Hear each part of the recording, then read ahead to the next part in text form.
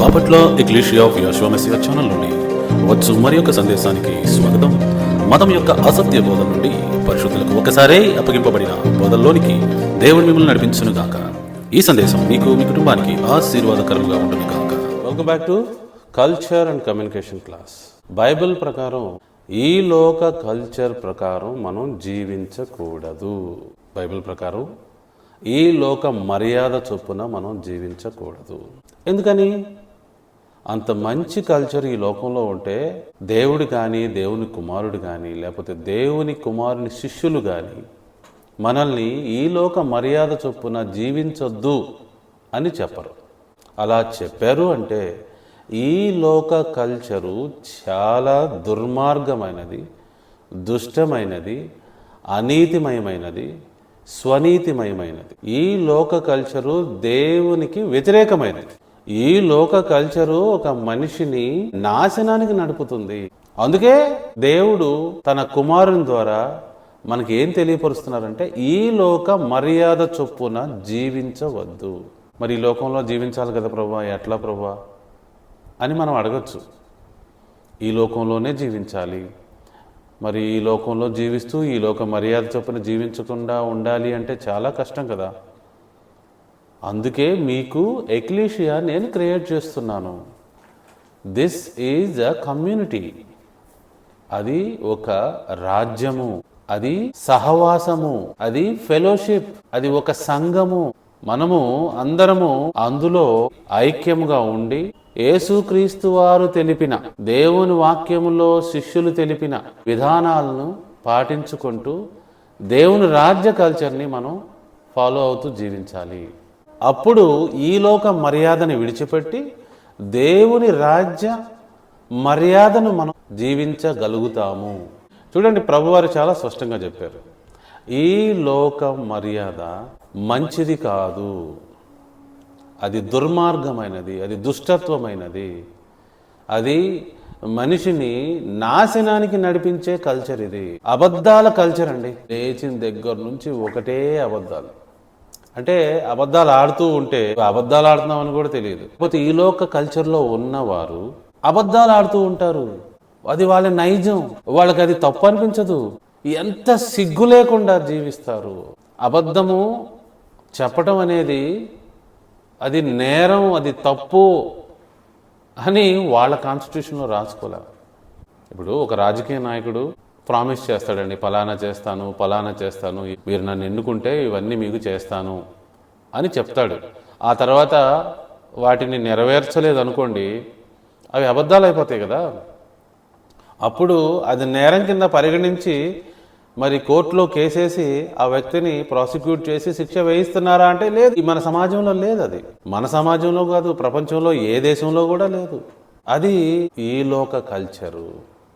కానీ దేవుని రాజ్య కల్చర్ అలా కాదండి. మీరు అబద్ధం ఆడితే అది నేరము, అది పాపము. నేరం అంటే బైబిల్ భాషలో పాపము. అప్పుడు దానికి తగిన శిక్ష పడుతుంది. ఎక్లీషియాలో వచ్చిన వారు ఏమనుకుంటారంటే ఈ లోకంలో ఎటు అబద్ధాలు ఆడుతున్నాము, ఎవరు మనల్ని శిక్షించట్లేదు, అబద్ధం ఆడినందుకు ఎవరు ఏమీ అంటలేదు, అది నేరం కాదు కాబట్టి జైలు శిక్ష పడలేదు.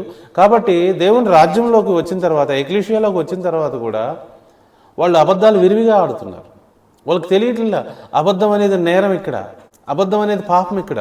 మరి ఇది కూడా ఇదే, చిన్న అబద్ధం ఆడిన పాపమే.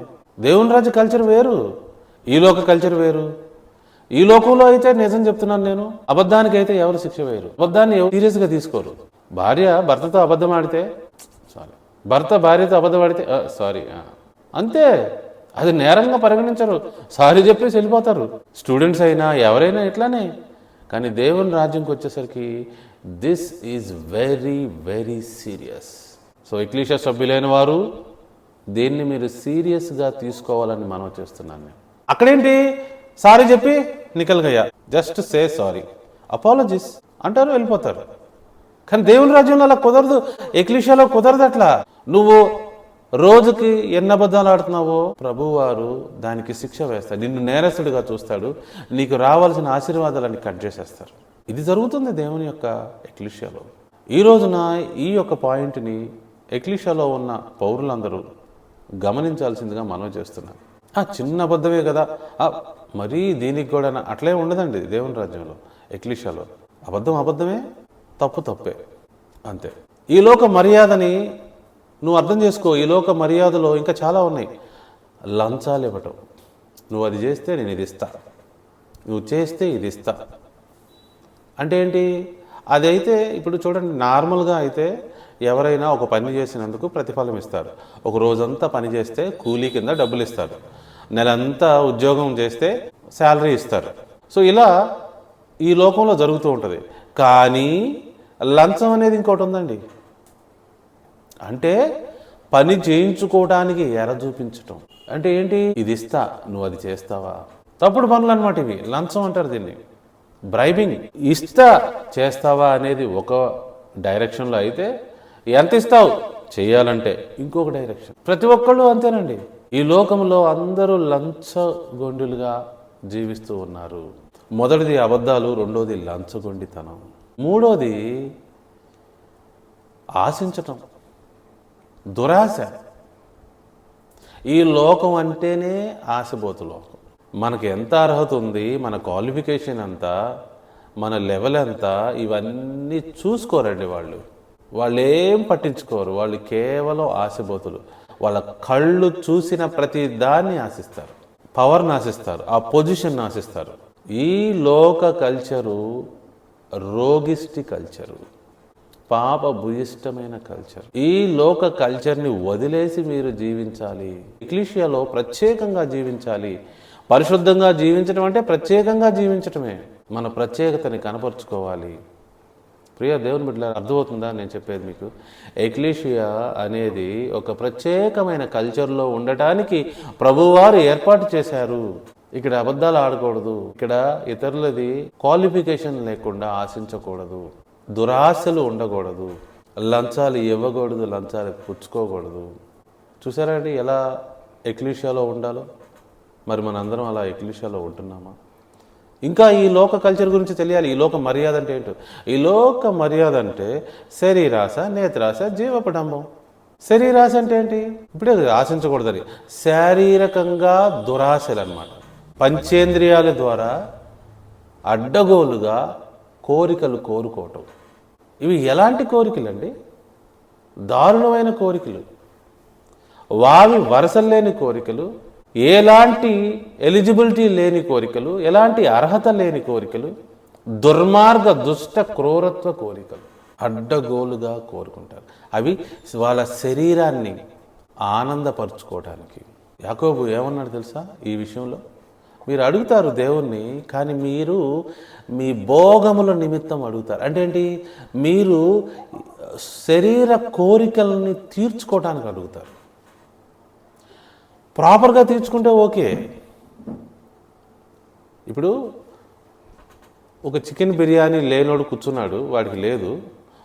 ఆ చికెన్ బిర్యానీ తింటున్న వాడిని చూస్తాడు, వాడిని మాయ చేసి మభ్యపెట్టి వాడి చికెన్ బిర్యానీ వీడు కొట్టేసి తింటాం అనమాట. అది భోగముల నిమిత్తం ఆశపడటం అంటే. అర్థమైందా?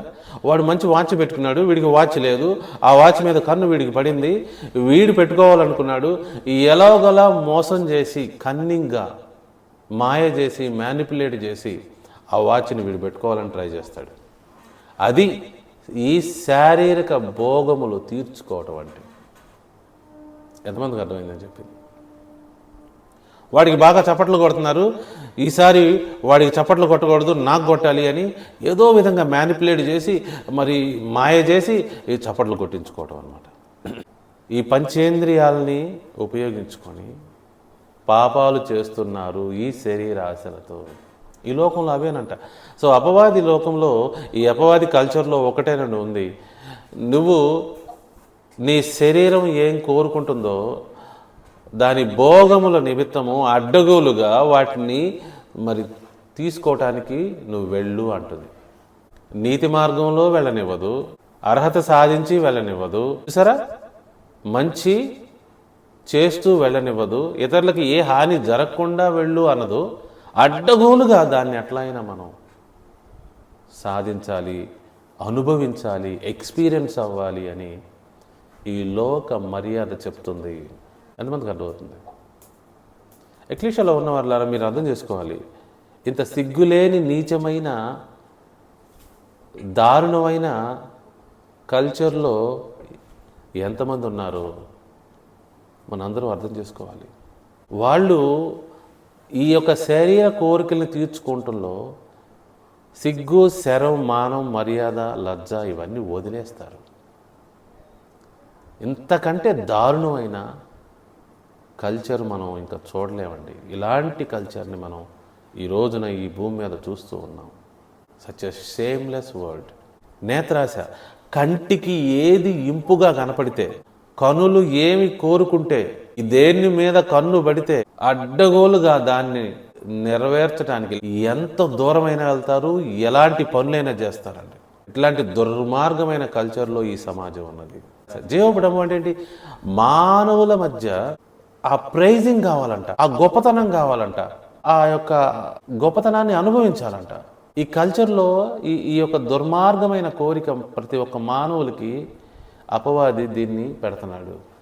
నలుగురిలో నామోషిగా ఉండకూడదు, నలుగురిలో గొప్పగా ఉండాలి, నలుగురిలో ఒక దర్జా ఉండాలి, ఒక పరువు ఉండాలి, ఒక ప్రతిష్ట ఉండాలి, ఒక లెవెల్ ఉండాలి, ఒక పొజిషన్ ఉండాలి.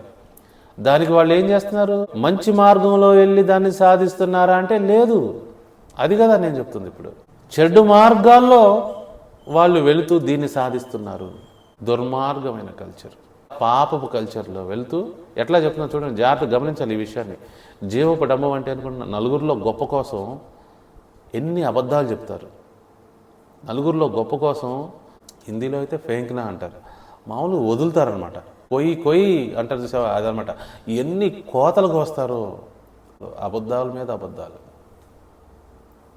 సిగ్గు శరం అంటూ ఏం ఉండదుగా. ఇంకా ఈ లోక కల్చర్ మనందరం తప్పించుకోకపోతే మనం మన జీవితాన్ని మనమే నాశనం చేసుకుంటాం. ప్రియ దేవుని బిడ్డలారా, ఈ లోక కల్చర్ అంత దారుణమైంది, చాలా దారుణం. అందుకే ప్రభువారు ఏమన్నారు? ఈ లోక మర్యాద చొప్పున జీవించొద్దు అని చెప్పారు. ఈ లోకంలో ఉన్నదంతా నాశనానికి నడిపే విధంగా ఉన్నది. ఈ సిస్టమ్ అపవాది చేత తయారు చేయబడింది. ఎంత భయంకరమైన సిస్టమ్ చూడండి. మీకు కొంచెం రాజకీయంగా కూడా చెప్పచ్చు. ప్రతి దేశంలో రాజకీయం ఏం జరుగుతుంది? ఎన్ని అబద్ధాలు చెప్తున్నారు, ఎన్ని మోసాలు చేస్తున్నారు. పెద్ద పెద్ద కంపెనీల్లో పెద్ద పెద్ద మోసాలు జరుగుతున్నాయండి. సీఈఓలు మోసం చేస్తున్నారు, ప్రధానమంత్రులు, ప్రెసిడెంట్లు మోసం చేస్తున్నారు. లంచగొండితనం దారుణంగా ఉన్నది. పేరుకు మాత్రమే జడ్జీలు వాళ్ళు లంచం తీసుకొని తీర్పులు చెప్తున్నారు. పేరుకు మాత్రమే డాక్టర్ల వాళ్ళు ఎక్కువగా సంపాదించడం కోసం అబద్ధాలు చెప్తున్నారు. డబ్బు కోసం గడ్డి తింటున్నారు. లాయర్స్ పేరుకు మాత్రమే లాయర్స్. లాయర్ అంటే ఏంటి? క్లయింట్కి న్యాయం కోసం మరి వాదించి తనకి న్యాయం తీర్చడానికి ఉపయోగపడాలి. కానీ అలా లేదే, డబ్బుల కోసం తప్పుడు పనులన్నీ చేస్తున్నారు. ఎంత దారుణమైన పరిస్థితి ఈ లోకంలో నెలకొని ఉంది. ఇప్పుడు మ్యాచ్లు జరుగుతాయి, క్రికెట్ మ్యాచ్లు, ఫుట్బాల్ మ్యాచ్లు, అన్ని మ్యాచ్ ఫిక్సింగ్లే. డబ్బు కోసం గడ్డి తినేవాళ్లే అక్కడ ఉండేది. ప్రపంచంలో ఎన్ని బెట్టింగ్స్ జరుగుతాయి, అంతగా డబ్బు కోసం గడ్డి తినే కల్చర్ ఇది. అంటే నీతి నిజాయితీ లేని కల్చర్ అని చెప్తున్నాను నేను. అందుకే ప్రభువారు ఏమంటున్నారు? ఈ కల్చర్లో నుంచి మీరు బయటపడాలి.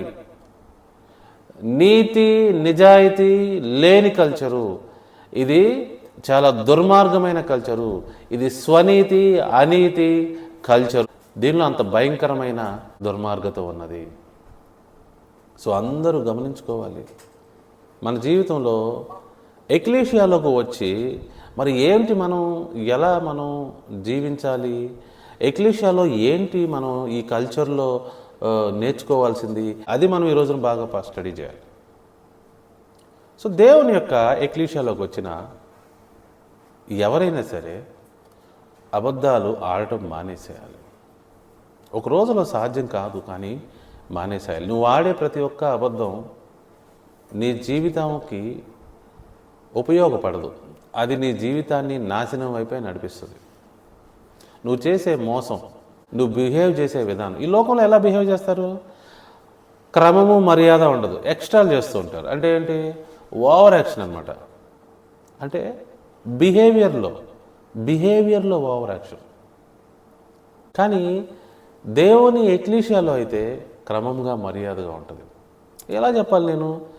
రెప్పలెగరేటాలు, తర్వాత ఇట్లా అంటారు అట్లా అంటారు, మామూలుగా లెవెల్గా ఎట్లా ఉంటారు, ఇది చేయటాలు అది చేయటాలు, చూసారా ఈ పోజులు అనమాట.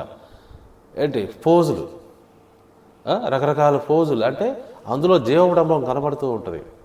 ఎక్లీషియాలో వాళ్ళకి అది ఉండకూడదు అంటున్నాడు ప్రభువారు. ఏదైనా క్రమంగా మర్యాదగానే ఉండాలి.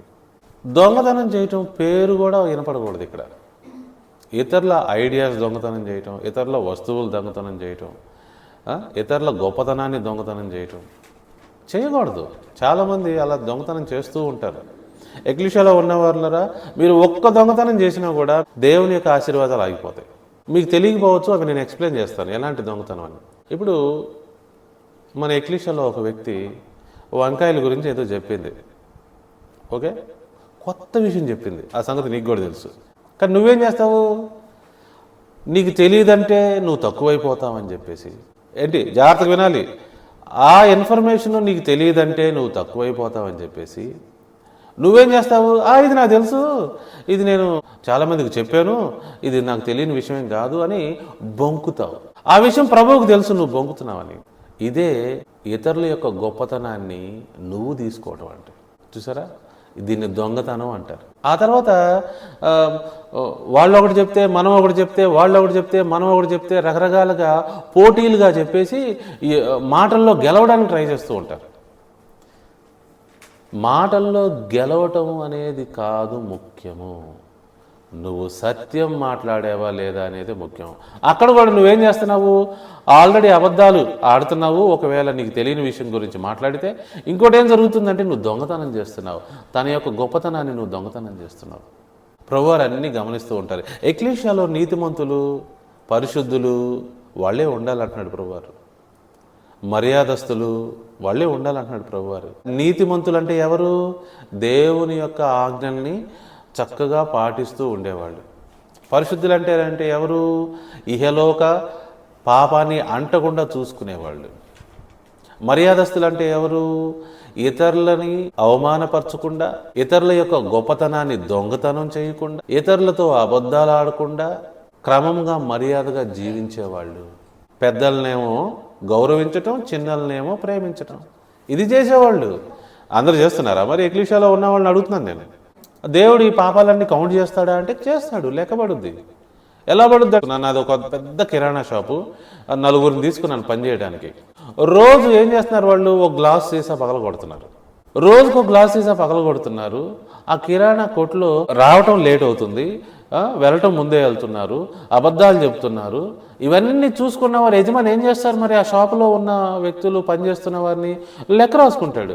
ఆ జీతం ఇచ్చేటప్పుడు చెప్తాడు, నువ్వు 10 గ్లాసులు పగలగొట్టావు, నువ్వు అక్కడ అబద్ధం చెప్పావు, అక్కడ కస్టమర్కి నువ్వు సరిగ్గా హెల్ప్ చేయలేదు కాబట్టి ఆ కస్టమర్ మళ్ళీ రాలేదు మనకి, నీ వల్ల నాకు నష్టం కలిగింది, కాబట్టి ఈ మంత్ శాలరీలో నేను ఇంత కట్ చేస్తున్నానని చెప్తాడు. ఈ విషయాలు ఆయన ముందే చెప్తాడు. మీరు నా షాపులో తప్పులు చేస్తే నేను మీ శాలరీలో అవి కట్ చేసుకుంటా, అలానే చేస్తాడు. మరి అలానే ఇక్కడ కూడా ఎక్లీషియాలో వస్తున్న ప్రతి ఒక్కరూ దేవుని కింద ఆఫీసర్స్ లాగా పనిచేయడానికి వస్తున్నారు, దేవుని రాజ్యంలో నీతిమంతులుగా ఉండటానికి వస్తున్నారు. మరి ఇక్కడికి వచ్చి అబద్ధాలు ఆడటం, లంచం తీసుకోవటం, దొంగతనం చేయటం, ఇతరుల గొప్పతనాన్ని దొంగతనం చేయటం, ఇతరుల వస్తువులు దొంగతనం చేయటం, ఇతరుల ఐడియాలు దొంగతనం చేయటం. ఐడియాలు దొంగతనం చేస్తారండి చాలామంది. ఒక వ్యక్తి ఒక ఐడియా చెప్తే నీకు చేయమని నువ్వు వెళ్ళి నలుగురి దగ్గరికి వెళ్ళి నీ ఐడియాలాగా చెప్పుకున్నావు అనుకో, అది తప్పు. అది ప్రభువారు రాసుకుంటాడు, ఇతను ఐడియా దొంగతనం చేశాడు అని. అర్థమవుతుంది నేను చెప్తుంది? ఏం చెప్పాను మళ్ళీ ఒకసారి. ఒక పర్సనల్గా ఒక ఐడియాని ఎక్లీషియాలో ఉన్న వ్యక్తి ఇంకొక వ్యక్తికి చెప్తే, ఆ వ్యక్తి వెళ్ళి నలుగురి దగ్గరికి వెళ్ళి ఆ వ్యక్తి నాకు చెప్పిందని చెప్పకుండా ఇది నా ఐడియా అని చెప్పడం వలన నువ్వు గొప్పతనాన్ని కోరుకుంటున్నావు. కాబట్టి అప్పుడేం జరుగుద్ది? నువ్వు ఐడియాని దొంగతనం చేస్తావు. ఇప్పుడు నేను చెప్పాను అనుకోండి, అంబేద్కర్ గారు ఇస్రాయేలీలకి మోషే ఎలానో ఇండియా ప్రజలకి అంబేద్కర్ గారు అలాంటి వారు అని చెప్పాను అనుకోండి, మీరు ఆ విషయం విన్నారు, బాగుంది, నచ్చింది.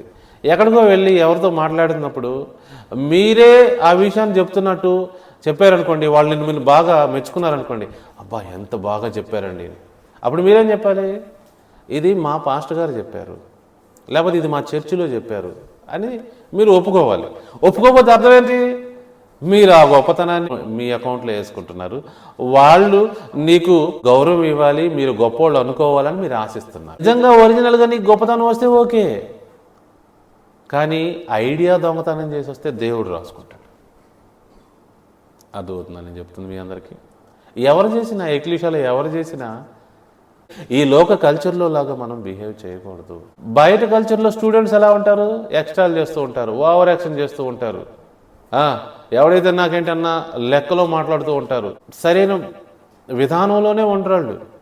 కానీ ఎక్లీషాలో స్టూడెంట్స్ అలా ఉండకూడదు.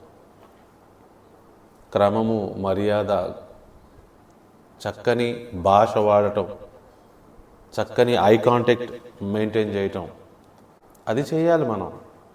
సో మంచి కల్చరు మనం అలవర్చుకోవాలి.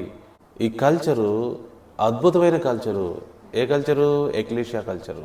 స్వార్థంగా బిహేవ్ చేయకూడదు, అన్యాయంగా బిహేవ్ చేయకూడదు. ఇక్కడ చెల్లవు.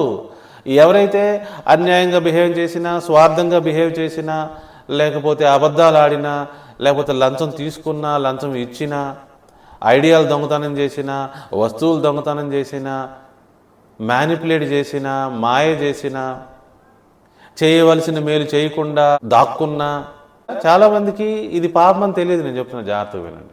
నువ్వు ఒక మాట చెప్తే ఒక పని అయిపోద్ది, కానీ నువ్వు మాట చెప్పవు. ఎందుకని? నీకు ఇష్టం లేదు వాళ్ళకి మేలు జరగటం, నీకు నష్టమేం జరగదు, అయినా సరే నువ్వు చెప్పవు. ఎందుకని?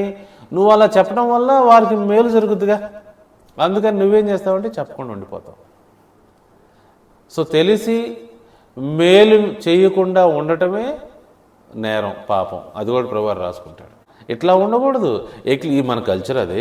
అసలు మన కల్చర్లో అలా ఉండకూడదు. మన కల్చర్ అది కాదు. సో ప్రియ దేవుని బిడ్డలారా, ఎక్లీషియా కల్చరు పరలోక రాజ్య కల్చర్. దేవుడు యేసుక్రీస్తు ద్వారా ఒక ఎక్లీషియాని ఏర్పాటు చేసి అందులో ఈ కల్చర్ని ఏర్పాటు చేశాడు. మనమందరం అందులోకి వెళ్ళినప్పుడు ఆ కల్చర్ ప్రకారం నడుచుకోవాలి. అర్థమైందా? ఇప్పుడు ఈ లోక కల్చర్ దుర్మార్గమైన కల్చర్, దుష్టమైన కల్చర్, రోగం పట్టిన కల్చర్, సిక్ కల్చర్. దానిలో నుంచి మన అందరం బయటపడాలి. అందరికీ అర్థమవుతుందని చెప్పేది. సో అందుకే ప్రభువారు ఏమన్నారు? మీరు ఈ లోక మర్యాద చొప్పున జీవించవద్దు, మీరు పరలోక రాజ్య మర్యాద చొప్పున జీవించవలెను. అలా చేటులో మీరు ఫెయిల్ అయితే మీకు ఆశీర్వాదములు ఆగిపోవును. ఎలా అయితే ఒక ఆఫీసరు తను చేయాల్సిన పని చేయకపోతే సస్పెండ్ అవుతారో, అలా సస్పెండ్ అయిపోతారు ఎక్లీషియాలో.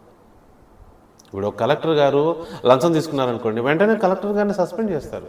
ఒక పోలీసు లంచం తీసుకున్నాడు అనుకోండి, సస్పెండ్ చేసేస్తారు. గవర్నమెంట్లో ఏ ఆఫీసర్ అయినా సరే లంచం తీసుకుంటూ దొరికిపోయాడు అనుకోండి, సస్పెండ్. సో జాగ్రత్తగా ఆలోచించి ఎక్లీషియాలో జీవించుతున్న ప్రతి ఒక్కరూ ముందడుగు వేయాల్సిందిగా మనవి చేస్తున్నాను. ఇది ఎక్లీషియా కల్చర్, ఇది దేవుని కల్చర్. సో కాబట్టి అందరూ ఆలోచించి మంచి నిర్ణయాలు తీసుకొని దేవుని రాజ్య కల్చర్లో అద్భుతంగా జీవించి ముందుకు నడవాలని కోరుకుంటూ ఈనాటి ఈ కల్చర్ అండ్ కమ్యూనికేషన్ క్లాస్ను ముగిస్తున్నాను. Thank you all for joining today. మళ్ళీ వచ్చేవారు ఇదే సమయానికి కలుసుకుందాం. అంతవరకు సెలవు.